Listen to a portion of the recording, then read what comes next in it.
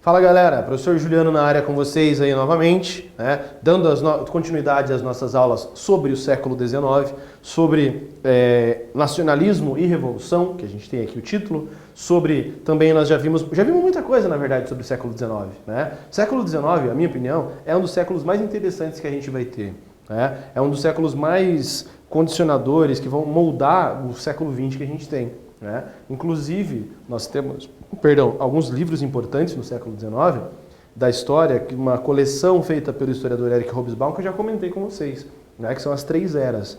A Era das Revoluções, que ele conta as revoluções francesas, e depois até o período napoleônico, depois a Era do Capital, e por fim a Era dos Impérios, né? Esses 3 livros, cada livro é gigantesco, umas 600 páginas, mas ele consegue descrever bem o século XIX. O século XIX é um século muito rico, né? Na história, na literatura, no pensamento científico. Ali no século XIX você tem o surgimento da teoria da evolução da seleção das espécies, feita pelo Charles Darwin, pela evolução das espécies, né? Da seleção natural. Você tem o desenvolvimento da história como ciência, você tem o desenvolvimento da sociologia, você tem vários campos da literatura se formando também, né? E além disso, além dos campos ideológicos, políticos, filosóficos, que a gente estava falando até agora, e sobre as revoluções que ocorreram na Europa, nós também teremos reflexos disso aqui na América, tá?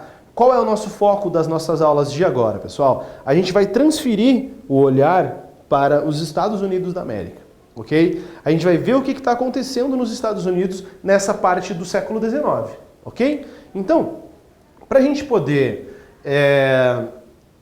alcançar o nosso objetivo, que é o objetivo da nossa aula, da próxima aula, tá? Qual é então esse objetivo? A Guerra de Secessão, a Guerra Civil Americana, tá? Para a gente chegar lá na próxima aula nossa, a gente precisa fazer todo um preâmbulo, uma introdução extremamente importante, não é uma retomada apenas, né? A gente vai ver coisas que estão acontecendo no século XIX nos Estados Unidos que vão ser fatores geradores, condicionantes da da Guerra de Secessão, ou chamada Guerra Civil Americana, tá? Então vamos lá. O que a gente vai ver nessa aula? Os Estados Unidos no século XIX, de uma maneira geral, tá? A conquista do Oeste e a doutrina Monroe e também o chamado Destino Manifesto. Galera, seguinte, imagine então aqui que a gente tem o território dos Estados Unidos da América, tá? Inicialmente, os Estados Unidos eram aquelas 13 colônias, lembra disso aqui? A gente tinha aqui então as chamadas 13 colônias, tá?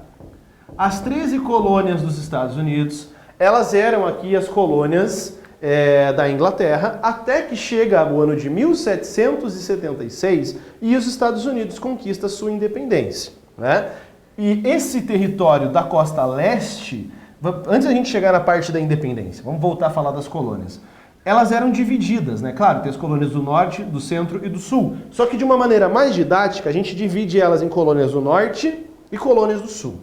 As colônias, então, as colônias do norte vai colocar norte, as colônias do sul, sul, viu? A didática aqui é genial. As colônias do norte tinham características diferentes das colônias do sul, tá? Nas colônias do sul, nós chamamos elas de colônias de exploração.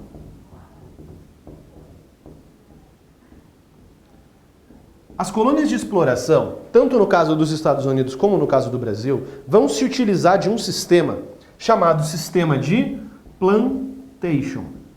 O sistema de plantation é definido por 4 características. Como a gente define, então, o sistema de plantation? Chamado MEL. Ó. MEL.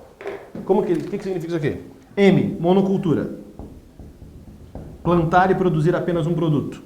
Esse produto não é produzido para ser consumido na colônia, ele é produzido para ser exportado. Portanto, exportação. Espero que esteja aparecendo para vocês a canetinha vermelha aí. E, além disso, qual é a mão de obra utilizada aqui, galera? Mão de obra escrava, africana. Então, nós temos escravidão. Se você produz apenas um produto, você vai dividir o teu território em pequenas partezinhas? Não. Você vai produzir em um grande território, que a gente chama de latifúndio. Então, no sul, nós temos essas características. A monocultura ou do tabaco ou do algodão. Professor, mas você falou que é monocultura, tem 2 produtos. Pois é, só que as fazendas serão monocultoras. Não é que toda a região sul vai produzir apenas um produto. Tá? Então você tem colônia de exploração utilizando o sistema de plantation, com monocultura. Mono, O que é uma palavra monossílaba? Uma palavra que só tem uma sílaba. Mono, cultura, produção. Produção de apenas um produto. Ou trigo, ou tabaco ou algodão. Exportação. Esses produtos eles eram exportados, então, lá para a Inglaterra. Tá? Eles vão para a Inglaterra. Escravidão. Os escravos que vêm da África são vendidos e comercializados no sul. E latifúndio. Essas são as características. E o norte? O norte é diferente. No norte, nós temos um tipo de colonização diferenciada, chamado de colônia de povoamento. Aqui nessas colônias de povoamento, nós temos o trabalho assalariado. Então, você tem aqui mão de obra assalariada ou familiar. E nós temos uma outra característica importante. O norte também vai desenvolver depois a indústria. Por que eu estou falando sobre isso? Beleza. Depois das 13 colônias, nós tivemos ali o processo de independência dos Estados Unidos. A gente pode apagar isso aqui. E o que a gente está falando aqui então? Nós falaremos sobre a conquista do Oeste. O que significa isso então, pessoal? Significa que esse território dos Estados Unidos que a gente tem aqui, ó, nessa faixa litorânea, né, do Oceano Atlântico que a gente vai ter aqui do Atlântico Norte, a gente vai ver então a expansão do território dos Estados Unidos em direção ao oeste, a sua conquista do oeste. Fez sentido para você? É isso que a gente vai ver então agora. Ok? Então vamos lá, vem comigo aqui.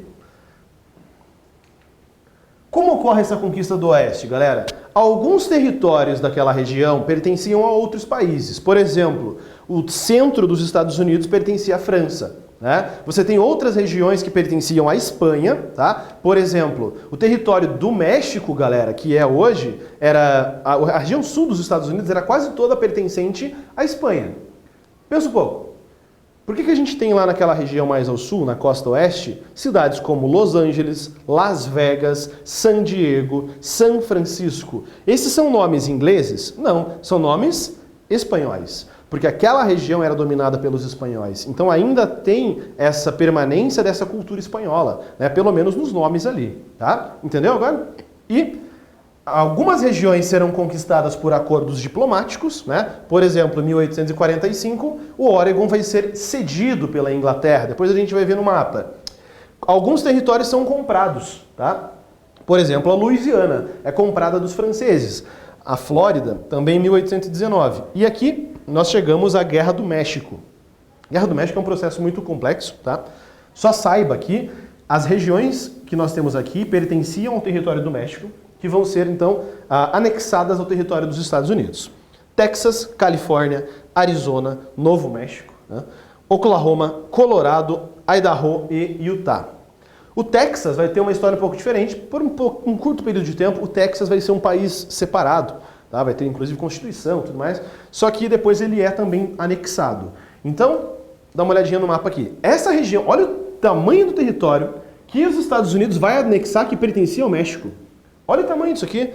Todo esse território. Professor, de onde que você tirou isso? Do teu material didático, para ficar fácil para você ter acesso também. Tá? Então, aqui o território do Oregon, que foi cedido pela Inglaterra, o território central, que era a Louisiana, né? Temos aqui o território cedido pela Inglaterra também, e a Filadélfia, que foi comprada dos espanhóis, certo? Aqui você percebe que nós estamos tendo um avanço para o oeste. Só que, pessoal, esse território ele era, como é que pode, vazio? Não tinha ninguém morando ali? Era vazio esse território? Não. Quem vivia ali? Nós tínhamos morando naquela região os povos indígenas nativos da América do Norte, tá? Dessa região que a gente chama hoje de Estados Unidos da América. E nesse processo de interiorização, de marcha para o oeste, esses povos vão sofrer muito nesse processo, tá? A maior parte desses povos vai ser dizimada. Ou seja, o que significa a palavra dizimada? O que é o dízimo? 10%.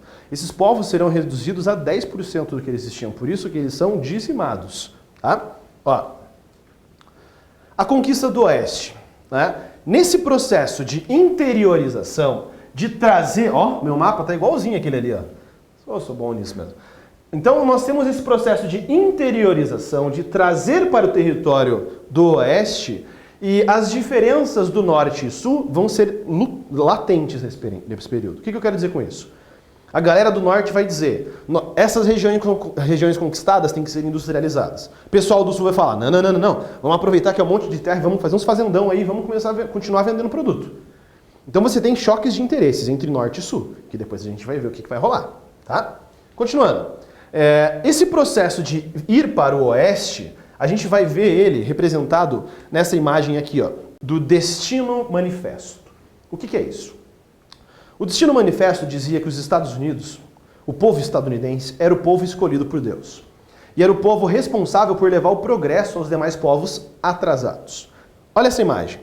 Vejam como você tem também, de novo a gente analisando a imagem, né? Na aula passada a gente viu lá retrasada a Liberdade Guiando o Povo, aqui a gente vai ver o Destino Manifesto. Professor, quem que é o autor dessa obra? Não se sabe quem foi o cara que pintou ela, tá? Vejam, essa aqui é uma mulher que está passando, vejam, por onde a mulher passou, está mais claro. Onde está aqui, está mais escuro. Isso representa o quê? A marcha em direção para o oeste. Por onde ela vai passando, ela vai levando e trazendo consigo o progresso. Basta você ver. Está sendo tudo iluminado, então você tem o mundo, os Estados Unidos saindo das trevas, você tem os trens vindo em direção, você tem os trilhos de trem. O que ela está segurando na mão e esse cabo aqui, professor? É o cabo de energia? Não, é o cabo do telégrafo, que era o meio de comunicação que eles tinham na época. Ela está segurando um livro na mão também, professor. Também, ela está demonstrando o processo que a cultura, a Constituição também vai ser importante. E aqui, eles estão marchando em direção a oeste. O progresso está sendo levado. Isso demonstra a ideologia que eles têm, de achar que os Estados Unidos, o estadunidense, o norte-americano, é o povo escolhido por Deus e que ele deve levar o progresso. É uma missão que ele tem. O objetivo de vida deles é levar esse progresso. Essa é a justificativa que eles vão dar para tomar posse do território indígena. Olha aqui, os indígenas estão correndo. Por onde você tem o povo inglês, já que americano, marchando, as tribos indígenas estão sofrendo. As tribos indígenas estão migrando para outras regiões, né? Os chamados Redskins, os peles vermelhas. Vejam como que assim a gente tem uma imagem que representa e simbólica novamente, que demonstra muitos aspectos desse período, né? Então, representando a marcha em direção ao oeste, o progresso sendo levado. Era uma missão que eles tinham. Se a tribo indígena aceitasse ser domesticada e ter contato com o progresso, beleza. Se ela não aceitasse, azar dessa tribo, eles vão matar quem estiver no meio do caminho. A gente vai tomar conta dessa região porque é a nossa missão. Entenderam? Isso faz parte da política externa dos Estados Unidos até os dias de hoje. Por isso que os Estados Unidos gostam de se intrometer nas questões do mundo inteiro, porque acha que ele tem o dever, a missão de fazer isso. Isso é certo ou errado? Não é o que eu estou querendo dizer. Estou querendo que você entenda parte da política externa deles até os dias de hoje, né? Voltando aqui. Outros motivos que a gente vai ter, outras características da expansão para o oeste. Surge uma lei chamada Homestead Act. Você tem um incentivo à vinda de imigrantes europeus para essas regiões. Olha o tanto de terras novas que eles vão ter. Precisa de gente tomando conta daqui. Senão pode ver um francês ou um espanhol e tomar conta daquilo ali novamente. Quem serão essas pessoas? Imigrantes europeus, de uma maneira geral. Irlandeses, italianos, né? E esse Homestead Act facilitou a entrada de imigrantes europeus ali nos Estados Unidos, tá? Inclusive, tem casos de pessoas comprando terras por 20 centavos de dólares, terras em grande extensão. Isso simplesmente para que o imigrante viesse e tomasse posse daquela terra, ok? E aí, galera, essas diferenças que a gente vai ter entre Norte e Sul, depois a gente vai ver que vai ser uma das causas da Guerra Civil, da Guerra da Secessão. Outro detalhe, nesse contexto nós temos a chamada Doutrina Monroe. O que foi a Doutrina Monroe? Foi uma resposta à Santa Aliança que existia lá na Europa, né? que surgiu em 1815 e que culminou depois no Congresso de Viena. A Santa Aliança queria fazer com que voltassem as monarquias absolutistas a governar a Europa. Qual era o medo dos Estados Unidos? De que essas monarquias buscassem ter as suas colônias novamente. E aí os Estados Unidos já vai falar, ó, a América é para os americanos, a Europa é para os europeus. O que ele quer dizer com isso? Europeus, fiquem aí. Vocês não vão mais vir para a América colonizar ninguém. Vocês não têm mais o direito de fazer isso. Aí você pensa, os Estados Unidos bonzinho, querendo o bem da América. Não. Aqui eles estão querendo aumentar a sua influência sobre o continente americano. Por exemplo, qual que é o primeiro país a reconhecer a independência do Brasil? Os Estados Unidos, porque é nesse mesmo contexto que a gente vai ter aqui. Tá? Então, a doutrina Monroe, América para os americanos, Europa para os europeus. Ou seja, europeus, não venham mais colonizar. A gente não tem mais vínculo nenhum com vocês. O cordão umbilical já foi cortado. Certo? E, graças a isso, a gente já viu o Destino Manifesto, né? O progresso tem que ser levado aos povos atrasados, entre aspas, ali também. Tá? E na nossa próxima aula, a gente vai ver que essas diferenças de colonização do oeste dos Estados Unidos vão gerar um conflito. O pessoal do norte quer industrializar, o pessoal do sul quer manter agrário, plantation. E graças a isso você tem uma guerra que vai acontecer, né? E isso tudo a gente vê na nossa próxima aula. Beleza? Então as atividades da plataforma já estão disponíveis para vocês irem realizando sobre esses objetos de estudo. E eu sou o professor Juliano e nós nos vemos na próxima aula. Tchau para vocês e bons estudos.